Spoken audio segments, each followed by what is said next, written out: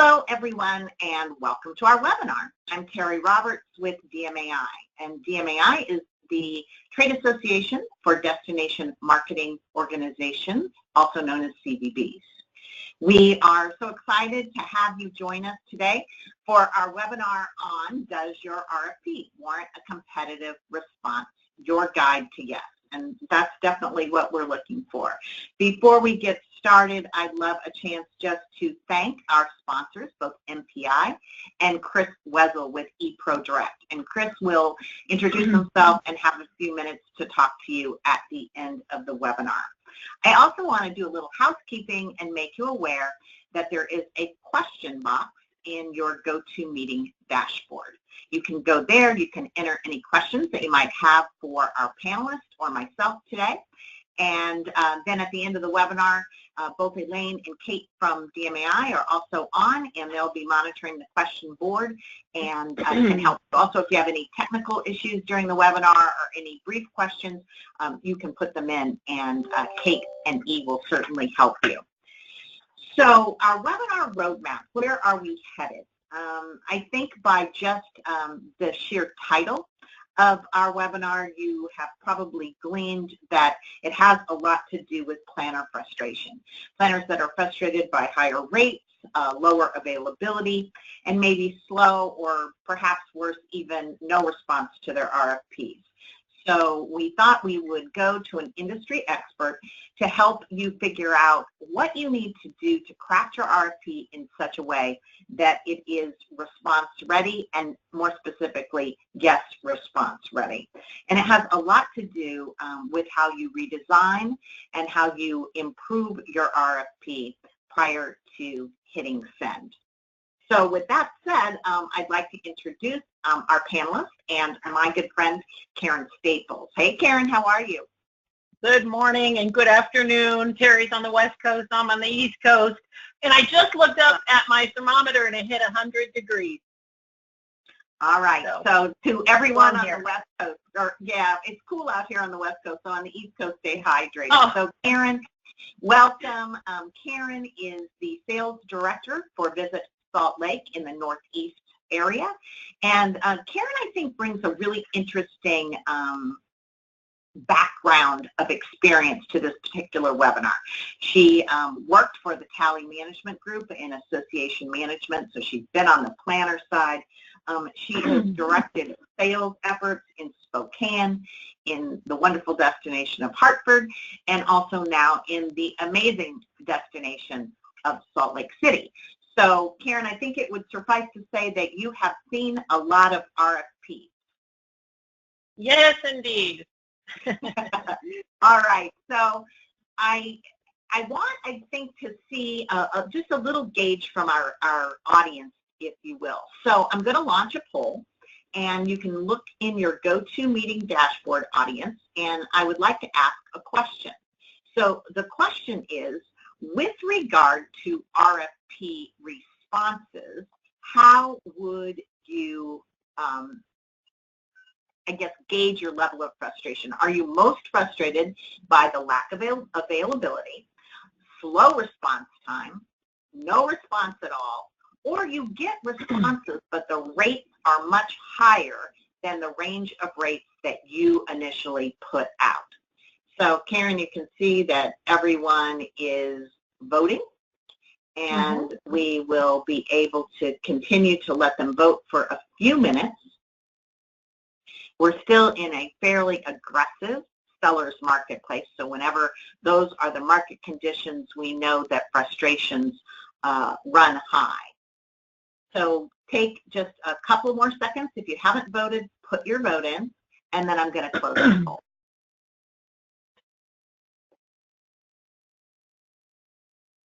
All right, Karen, so closing the poll, we have 16% of our audience voted for lack of availability. They're just not able to get availability in their destination or hotels of their choices.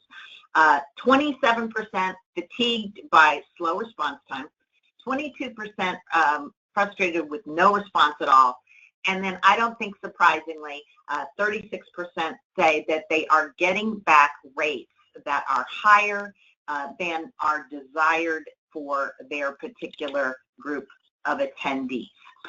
So I think this is a nice segue, Karen, into my first question of the day, is the barriers. You know, what really gets in the way? And Karen, on the road, I have a chance to talk to planners quite a bit, and I think that they really confirm what my audience today said. You know, the completeness of response. I hear a lot, too, that they don't get back complete responses.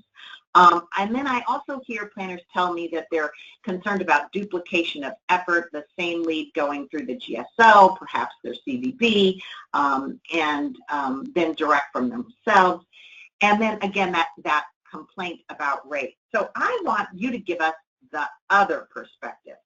From a destination standpoint and from a hotel standpoint, what do you think are the barriers to RFP response? Well, I have several, but I want to just go back to what you said about duplicating the RFP, you know, sending it out through NSO, GSO, third party, or CVB. So with that, I don't think there's any reason to worry. And also, I just wanted to say, I do recognize that there are all kinds of planners and there are some suppliers on the phone. We're all at different levels. We all work for different kinds of organizations. So those variables all play into how we would look at your RFP and the questions we would have. So I just want to recognize that. So this may be basic for some of you, but I hope later on we'll have a little meat for you in this presentation.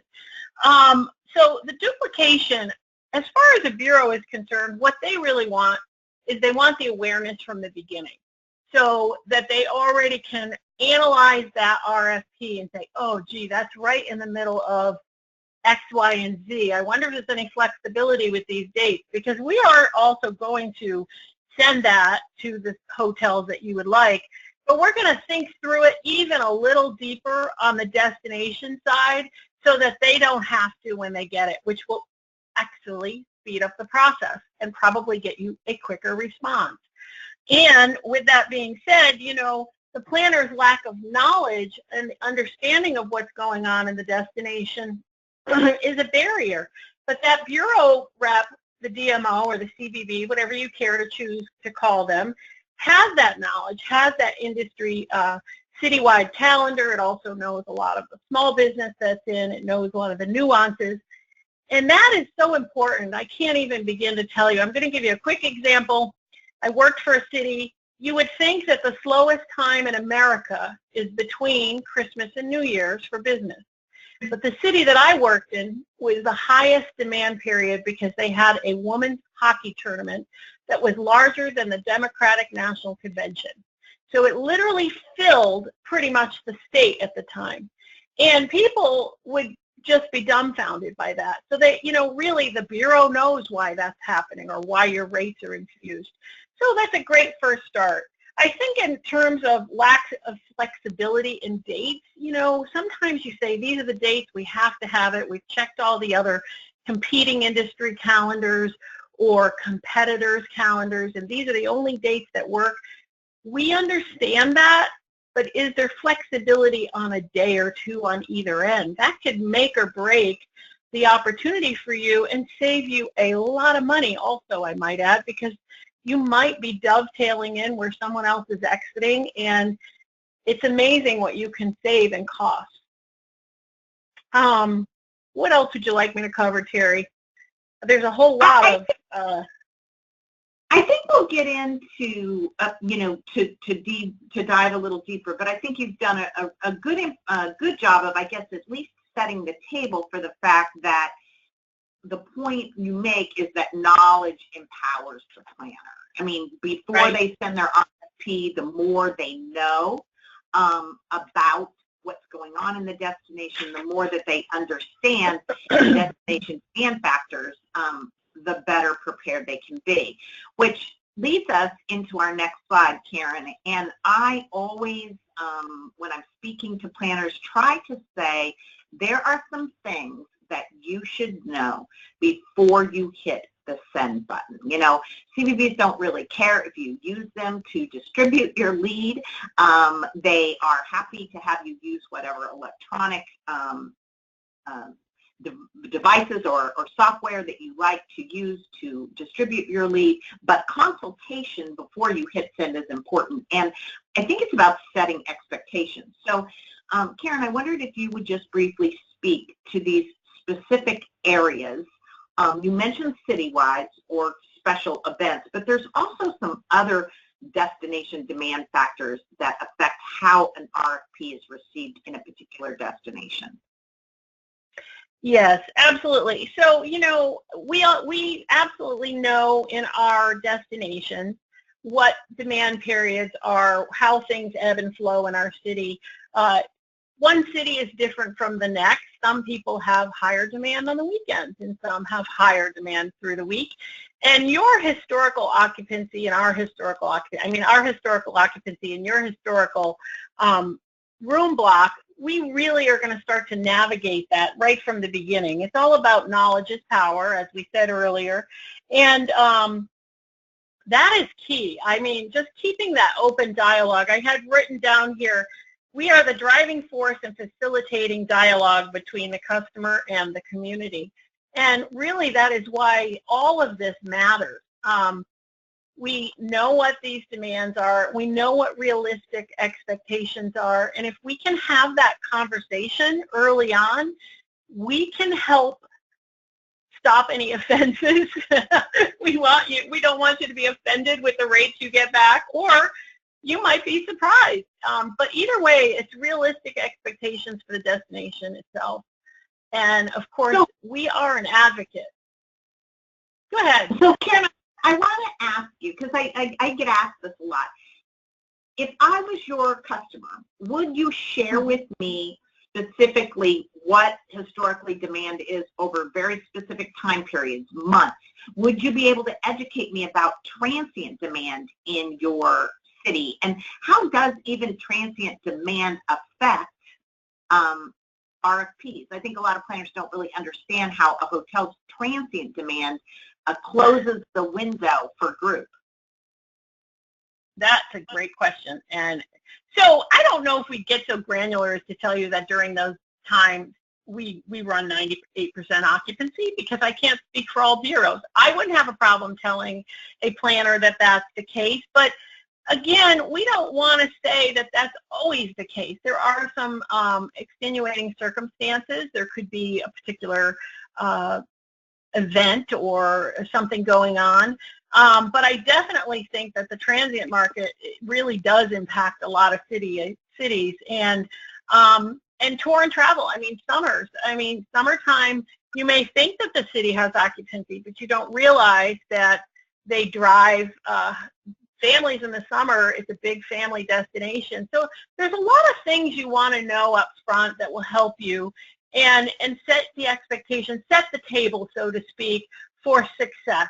You're going to know what you should expect back.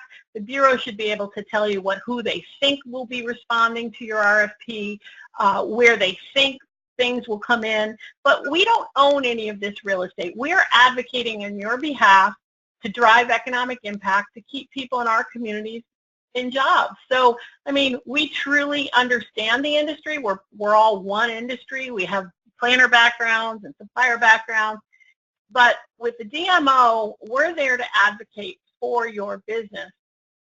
That doesn't mean we have the right to say, a rate is too high or we need the space, that kind of thing.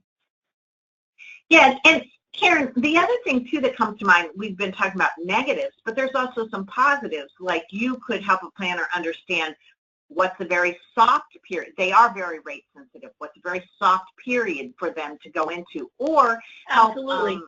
Or help identify even, I know that you keep close eye on need dates for your hotels and even major cancellations. Yes, absolutely. And, and we try very hard to communicate that, but in this sea of noise, I think that, you might be getting that in your inbox from many, many bureaus, that these are hot dates, hot rates because of cancellations or one thing or another. But if you start in the process with your RFP, you might have missed the email that actually those dates opened up and you're going to get a good deal, and we can really work that hopefully quicker, to your point. All right, so Karen, next up, I'd like for you to really talk to our planners about what's happening in the hotel sales office. It's a new world. It's a world of revenue management where your hotel salesperson is doing the work of selling your meeting, selling the planner's meeting internally to their revenue management team. So what's important here? Yeah, and so I just want to say, since I have the camera, that, revenue managers are not evil. Hospitality is a science. Yeah, that's right. And hospitality is a science. You can get a master's in it these days. So the reality is that all business is business, and that it needs to be reviewed at a business review meeting. But the more information you have in that RFP, and we'll get into what some of that information should be, but they don't necessarily have to bring it to a business review meeting. They're trained to know when they see a good opportunity for their hotel, and they know that it's speed to market. So again, don't hold back information. Give them as much information as possible up front, because it will speed up the process. They're going to look at your rooms to space ratio, the total hotel profitability, your history, your concessions.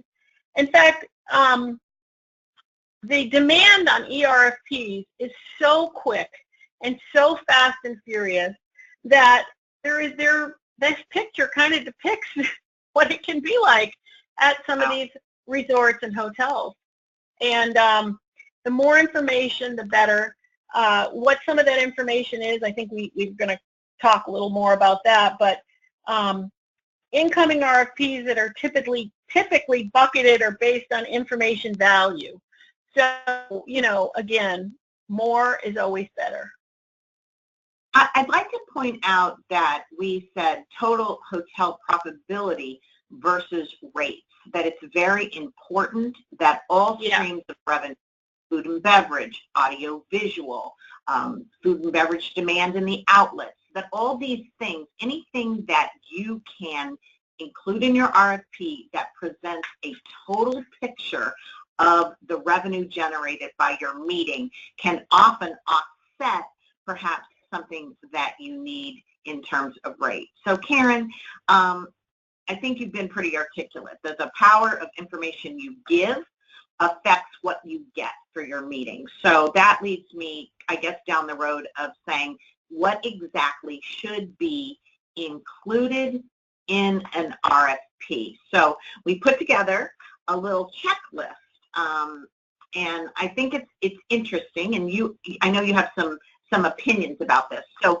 we did use as a jumping point for this checklist Convention Industry Council's Apex RFP workbook, and we're going to share this slide deck with you after the webinar, and there's a link there for you to find their complete workbook. But we've sort of done a little one-pager, a little checklist, if you will, of what should be in a standard RFP. So they can read this and review it, Karen, but I'd love for you to pull out some highlights and some things that are of true importance. Right, and I think I should also point out that the Convention Industry Council has had a rebranding, and it's now the Event Industry Council, and you can still reach it by going to eventindustry.org, but it has had a rebranding and it launched.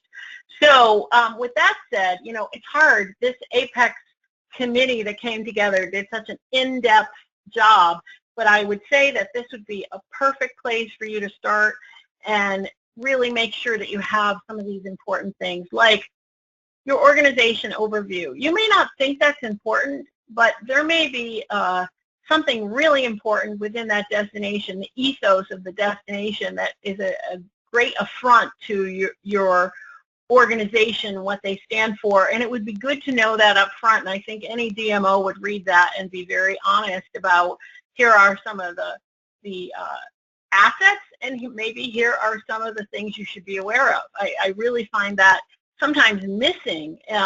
We've got an objective, and we just state an objective, but what is the actual organization overview? So attendee demographics, that's something else that I think is so key.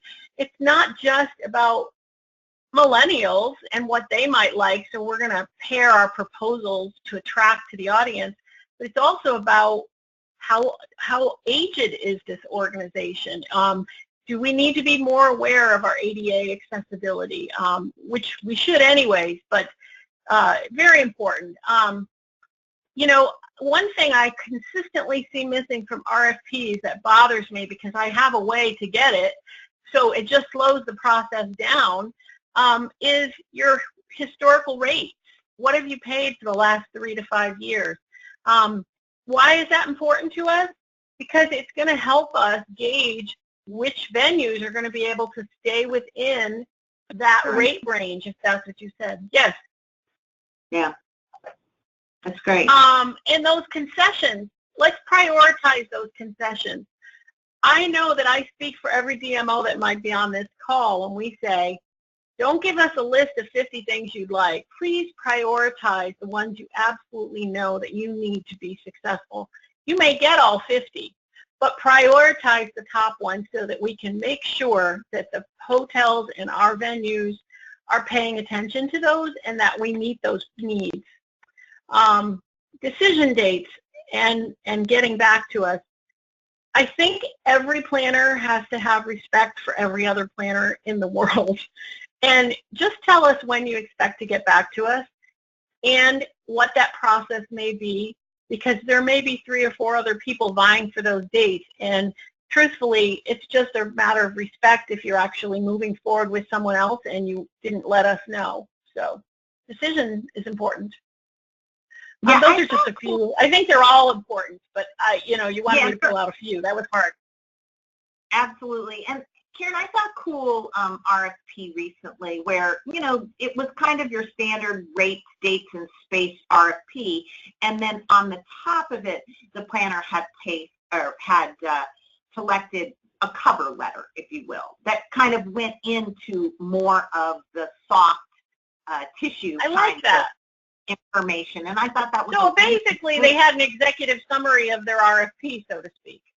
Yeah, they did some, you know, and on that executive summary, that's where they talked about the overview and the goals of the meeting and who the attendees were and what their hot buttons were, and they talked about a little brief paragraph about their best meeting ever and what made it so. I thought it was. And Terri, I want to just.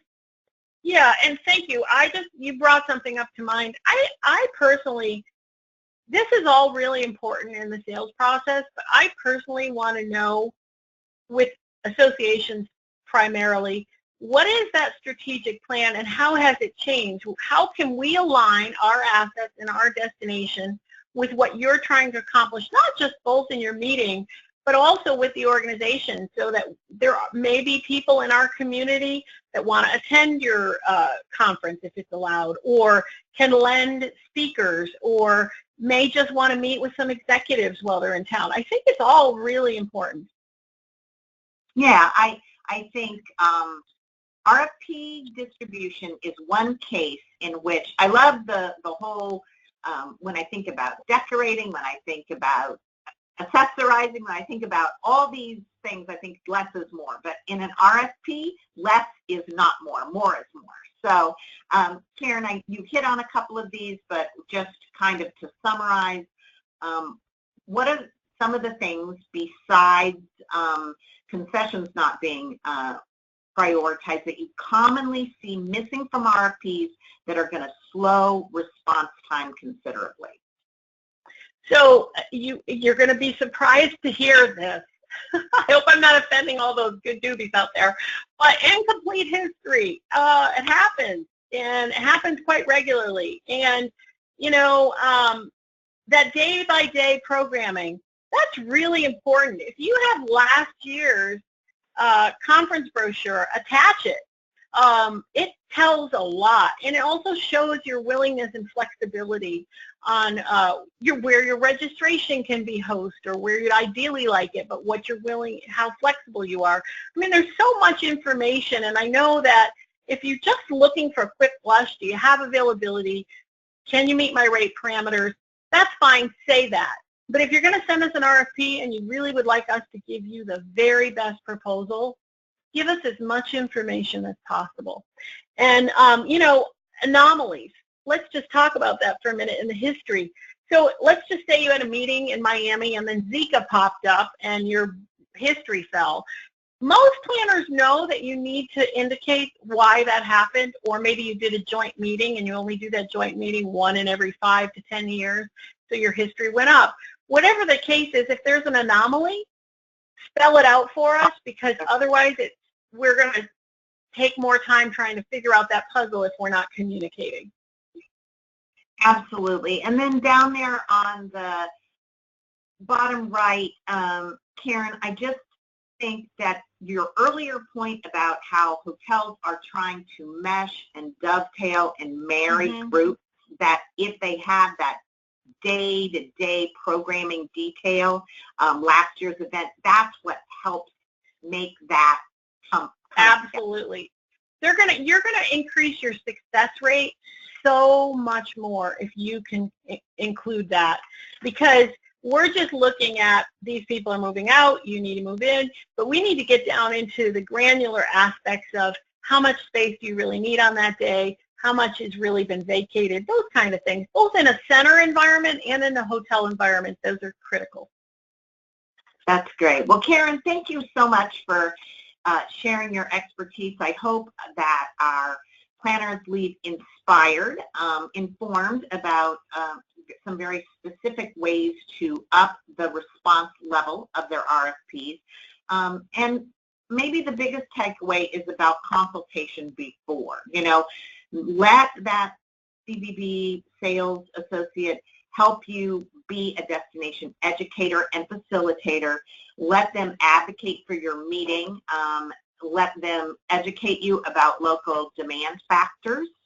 And then by rounding all that out, giving their hotels, their stakeholders, the opportunity to put their best foot forward. I think Karen mentioned in kind of her last summation that she really wants to assist you in uncovering unique opportunities in the destination, and I know her fellow CBBs feel exactly the same Absolutely. way. So if you're looking for Karen, or if you're looking for anyone to help you get a pulse before you get that RFP together, even review it for you, you can find 155 of the most powerful destinations that are vested in the meetings market in the U.S. and Canada at empowerMINT.com. That's DMAI's web portal for aggregated information on our destinations. So we hope you'll find us Grab there. your phone and take a picture. Yeah. And if you have a question for Karen, we're going to have Kate and Elaine turn to the question board now. So I just want to do a little housekeeping to tell you that you will get your CMP credit early next week. Make sure that you look in your spam, because it often finds its way there. And it will be sent to you along with a recording of this webinar that we hope you might share with someone who you think could use a leg up. And we hope you will join us next month, or pass it on to a planner perhaps that you know, who might be an occasional planner, a volunteer planner, maybe an executive assistant, maybe a salesperson that plans customer meetings. The title of our webinar is When Meeting Planning Isn't Your Job Title, but you still plan meetings. So we're going to try to provide some support there as well. So while Kate, and I see a lot of folks submitting questions, so that's great, continue to do so. And while Kate and E take a look at that, I'd like to introduce Chris Wessel. Chris is with ePro Direct, our webinar monthly sponsor, and is a great friend of our education. Hey, Chris, how are you? I am great, Terry. Thank you so much again for allowing us to sponsor these webinars. I think they're awesome. And Karen, what a terrific job. You know, it's kind of funny. I've been doing this now. We've been in the business for almost 27 years now, and I remember starting out in sales about 25 years ago. And, you know, the way RFPs came in and the way they were, you know, they didn't have to go to revenue management. They didn't even have to go to the director. It was just a very, very different environment, I guess, that we were playing in those days as compared to what it is now. But I couldn't agree more with your comments. It is critical to make sure you're giving as much information as possible to any, within your RFP. So great job, Karen. It was terrific information. Well, thanks. As Terry mentioned, my name is Chris Wesel. I'm one of the co-founders of a company called eProDirect. We recently celebrated our 15-year anniversary as a marketing and lead generation agency exclusively serving the meetings and convention segment of the hospitality industry. We really have two primary business functions. We serve both meeting planners and meeting suppliers. Our one product is called Direct Connect, which is really geared more for meeting suppliers. We have a database of about 80,000 meeting planners, subscribers, and we help hotels, resorts, and destinations grow their group business by marketing their content and messages to our audience, to that audience of meeting planners. So we typically send out email marketing campaigns, collect leads, and share those with the property. So we've been doing that for quite some time. We do about 350, or we work with about 300 hotels a year, and destinations, actually about 90% hotels and 10% destinations. And we do well over 1,000 email marketing campaigns every year.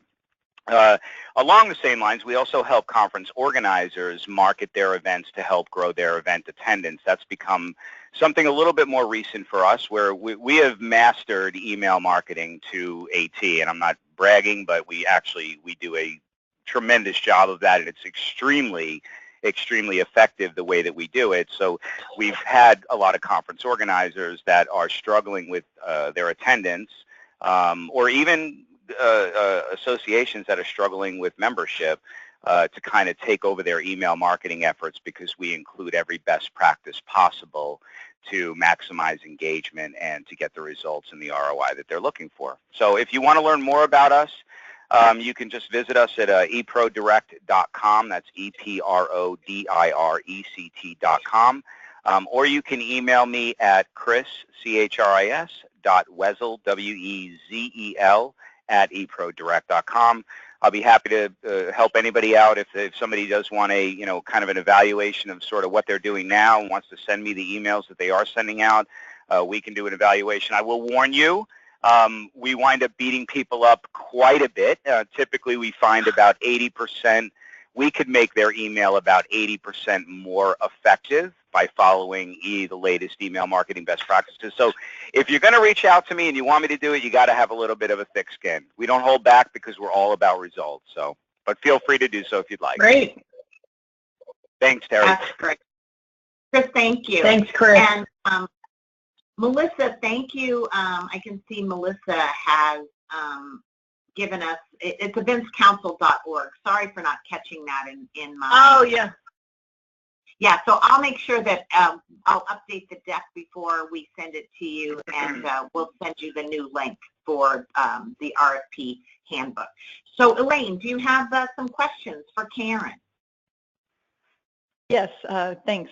Great job, you guys. Really detailed. And, this question always does come up, and I know many of us would know the answer. Do we need a drum roll? No. Well, no, because it's important. But, just the question that's been around, but will a CVB assist a planner of any size group? And there's a follow-up. Absolutely. Yeah. Absolutely. That is key. We recognize it's the gateway to all kinds of opportunities. So we're not discriminatory. It can be any size. Great. Just always like to clarify that. And then will a CVB tell me specifically what is good or bad about my particular meeting from their destination hotel's perspective? Will you always be frank about how your meeting is going to be perceived? So. Absolutely. I can't speak for all DMOs. Of course, we're going to be judicious in our response. We're not going to be so overly critical that you walk away feeling defeated. But I think honesty is always the best, and it's a case-by-case scenario. I mean, it may be honesty for my destination, what your business looks like, but it doesn't necessarily mean that that's not good for someone else. However, if there's a lot of missing information and holes, I think that everybody benefits by being very direct and honest about here's where we can help you better if you can help us. Mm-hmm. Help us help you kind of thing. Yeah, and that's great, Karen. And there had been a comment from one planner who said they sometimes get a little frustrated, as much as we're saying to be as detailed for the planner, they're saying People they're don't maybe read. not getting enough back when they get their RFPs back. So yeah, Karen, it's important on that side. I think, yeah, Karen, Melissa commented about that, saying, well, my frustration is kind of none of the above. I feel like I put together a very thorough RFP, and then I get back things that don't address a lot of my issues. So what's your advice for Melissa? So Melissa, that's a great point, and I appreciate your honesty there. And I will say this: a lot of times, what you think you've written and it's clear on paper needs that conversation on a phone. I know you may not have time, and you'll think, oh, I don't have time, but go to your DMO, have that conversation. They might not be understanding necessarily what you've written or what you meant. So I do think that some of the nuances or some of the important things get lost in written communication that can come through in a clarifying conversation, in a collaborative manner where we're actually asking some pinpointed questions related. I find that to be true. That's my experience. Yeah. And Melissa, I feel like I got a kindred spirit here with her, because I feel like I don't plan meetings, but I do, I do business a lot of places, and sometimes I feel like I'm pretty specific and don't get that specific information back. And she said that she is using her CVB for consultation. So then, Melissa, my step is then put the onus back on the CVB to talk to their hotels and you shouldn't have to be doing that legwork. If you're using your CVB, you put the onus back on them to collect the information from their hotels in incomplete responses. Absolutely. All right. E, anything else before we close and thank Karen for today? Just one more, and just, talking about time crunch and where everyone is now. And some planner is mentioning they're always crunched to just get it out and get responses. And it seems like these are quite a few steps they have to do before their RFP, and it would take a lot of time. So whoever, Terri, if you wanted to address that, or... Well, I have an answer for that. And, I understand how, and they're not kidding. I mean, this is why third parties and technology play such a huge role. Planners are overworked. I really feel this. But I do think this is what's important. For sure. You set a budget. You need to exceed last year's goal with your budget. And if you can put the timing in those original steps, I think not only will you save your time and your responses, but you're going to save money in the end because we have a complete picture. So if you're trying to figure out where to spend your time, spend it on the front side with that RFP. That would be my advice. Yeah, I guess, it's great. pay now, pay later to those that are time crunched. I think you pay now or you pay later. So I agree with Karen. It's so true. Yeah. You have to bite the bullet and use it up front. So I feel her pain, and I know she. I know, That's Melissa, great. Thank you for being so participatory. We really appreciate it. So Karen, thank you for your time, for your expertise. It's always a pleasure. Thank you. And thank you to everyone who joined us today. We hope that you got something out of it. Look for your certificate next week. Also know that we will be featuring, and Karen, you forgot to hold up your Convene magazine. Oh, yeah. Most importantly, the article that came out, this is fresh off the press, just came in today, this Convene article. It's on page 67, forgive me. It has this really cool, I really love this artwork here. A model of collaboration, how planners can leverage relationships with DMOs and create better meetings. It's an excellent article. Thank you, Jennifer, for writing it. Yeah, Jennifer Dunn, their writer, did a wonderful job. So Convene, such great publication, and again, a wonderful partner of DMAI. But we're going to feature that article in next Tuesday's Insights newsletter, so look for that as well. So on behalf of DMAI, on behalf of all of our member and empowerment DMOs, we thank you, and Karen, appreciate it, and we will see you next month, hopefully. Thanks for having me.